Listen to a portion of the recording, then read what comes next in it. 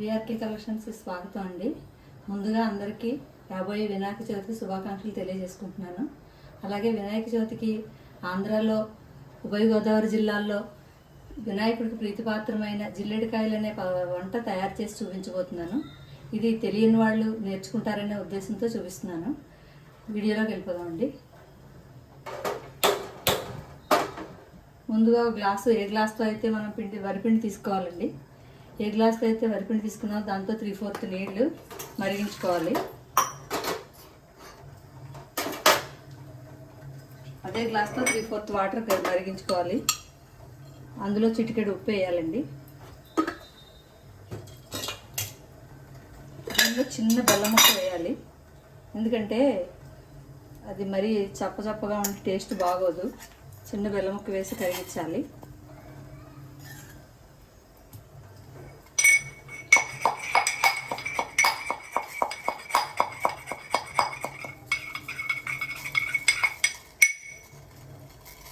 తర్వాత కొంచెం ఇలాచీ పొడి వేయాలండి.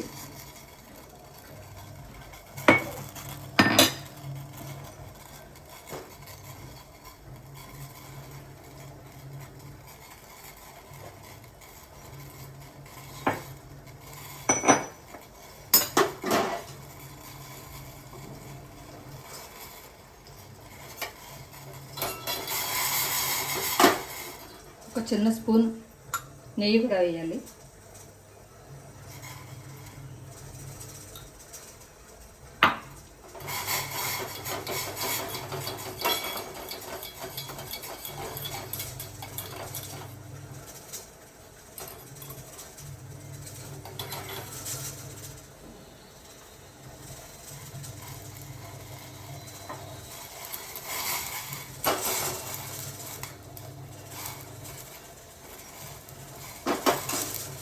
నీళ్లు మరిగాక ఈ గ్లాసు వరకు నీళ్ళు వేసేయాలి.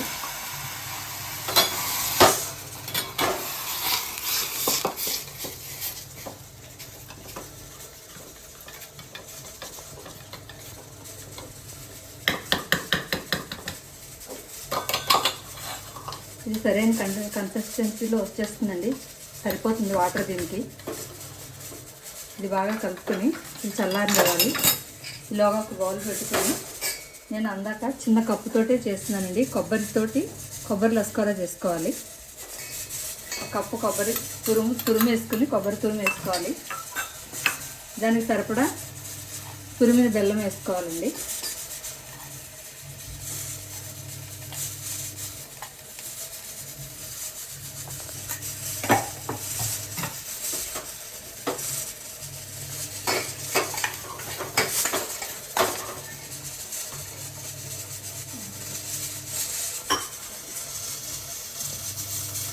దీంట్లో కొద్దిగా వాటర్ పోసుకోవాలి. కొంచెం, చాలా తక్కువ, బెల్లం కరగడం కోసం.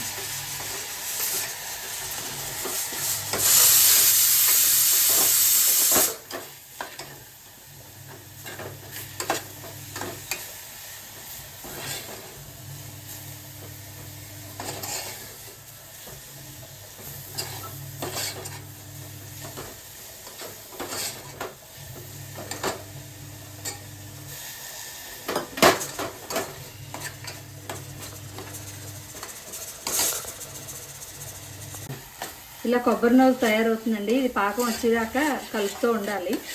పాకం వచ్చాక ఇది దింపి పక్కన పెట్టుకోవాలి. ఈ పాకం వస్తే మనకే తెలుస్తుంది.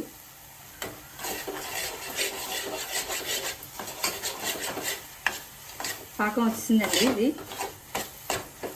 ఇది దింపి పక్కన పెట్టుకోవాలి. ఇప్పుడు ముందుగా ఒక బాండీలో నీళ్ళు పోసుకుని ఒక ప్లేట్లో ఆయిల్ అప్లై చేసుకోవాలండి.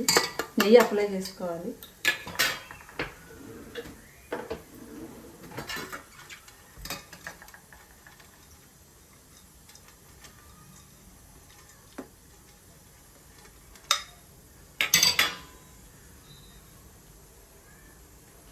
ఒక అరిటాకు తీసుకోవాలి. పండగప్పుడైతే అరిటాకు ఉంటుంది. ప్రజెంట్ లేని మూలాన్ని నేను తమలపాకు తీసుకున్నాను. ఎందుకంటే ఇది చిన్న సైజు సరిపోతుంది దీనికి. కాబట్టి తమలపాకు సరిపోతుందనే ఉద్దేశంతో తమలపాకుని చేస్తున్నాను. ప్లాస్టిక్ కవర్లు వాడకూడదని నా అభిప్రాయం అండి. ఈ వరిపిండిని ఇలా అప్పాల కింద చేసుకోవాలండి. ఇలా పేపర్ మీద కానీ ప్లాస్టిక్ కవర్ మీద కానీ అరిటాకు మీద కానీ ఇలా చేసుకోవాలి.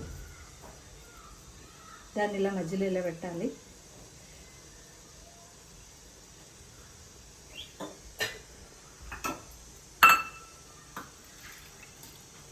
మధ్యలో చేయి తడుపుకుంటూ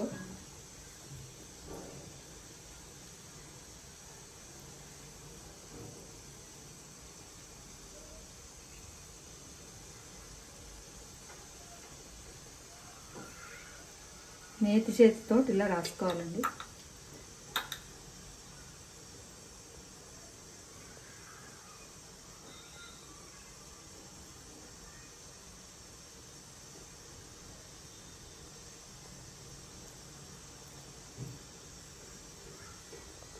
ఇలా తయారు చేసుకోవాలి.